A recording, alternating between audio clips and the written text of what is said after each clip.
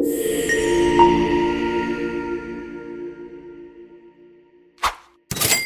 credit card debt, personal loans, or other repayments, a debt consolidation loan could simplify your finances. So it's not always the magic fix that people think it is. Hi, I'm Jeremy, and today we're unpacking what a debt consolidation loan is, when it makes sense, and when it might not be the right move. So what is it? A debt consolidation loan combines multiple debts, things like credit cards, personal loans, car loans, buy now, pay later. Perhaps some little loans that you've accumulated when you've just done renovation or you had some health issues, and wrapping all those repayments into one single loan, ideally secured with your mortgage into one loan secured against your property. And so the reason why you do that is really it's going to simplify your cash flow. So instead of maybe having 4, 5, 6 repayments per month, we can get that down to one, and ideally lower your overall interest costs and your monthly repayment. That's the key one. So simplifying your cash flow and reducing that monthly outgoing. So how does it work? So we would apply for a new loan. It's large enough to pay out the existing debts. And typically what would happen is we would structure the application to consolidate all those repayments and actually pay them out at settlement. So a lot of the time the banks will not release the funds to the borrower to then go out and pay them. We would actually pay them out at settlement. So let's say we settle on this loan tomorrow, we refinance the mortgage plus pay out the 5 debts, and then the borrower, the day after settlement, would have a new mortgage with one repayment, and all those other debts are being cleared out and discharged and closed off. You might lower the monthly repayment but spread the debt over a longer period, and that's really important to get to. Because if you think about if you consolidate the debt over, say, a new 30-year mortgage, let's say we had 25 years on our mortgage, plus we had a series of smaller debts ranging from a tenure of, say, 2 to 7 years. If you keep that new mortgage that we've consolidated and repaid over 30 years, over the life of the loan, you will pay more interest. So it's really important to understand that, can we accelerate the repayment on this debt?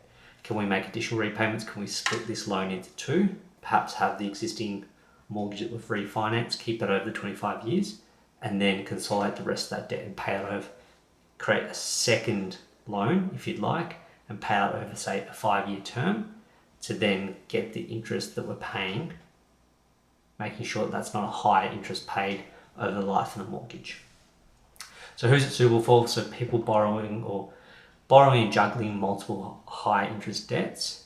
So if a borrower is honest with themselves, they will know if they fall into that category, and that could be someone that's trying to pay the monthly repayment on their credit card and they go and take out another debt to satisfy that. Perhaps they've had an issue, a life event. Perhaps they've had to spend a lot of money on, say, a medical event, and they're really struggling to get themselves back on feet. Outside of that one event, everything else has been, tied away, and they've actually been a very good borrower, but they know that I need this consolidation to kind of get me back on track, and then I can start to manage that one repayment. Homeowners with a lot of equity who can consolidate their mortgage, and then people seeking that cash flow relief to get them back on their feet, so to speak. So who's it not suitable for? Well, borrowers likely to reaccumulate new debts, and that's really important. So if someone's accumulated debts because they've been drawing money on their credit card to go and buy things, or perhaps they've got a gambling fixation that they're doing every week, and you know that behaviour is going to get them back into that same position. That's something that we just need to be really mindful of, that there's no point doing this transaction that's going to get them back in the same spot in 6 months' time. And those consolidate without a plan to pay extra. So again, going back to that point around, if we do consolidate the debt, we want to make sure we're paying that off in a timely manner, so you're not just paying additional interest on top of what you would have paid if we didn't go through the consolidation, just because of a lower monthly repayment. And then people that have minimal equity available, so that can be people that maybe have a mortgage that's got a 90-95% LVR now. That's not going to be a suitable situation to consolidate that debt, because what that means is it will probably put them in a worse position on the mortgage front with a higher interest rate. So maybe you look to consolidate, not in the mortgage, but maybe, if possible, consolidate with the personal loan to try and bring together some of those smaller debts.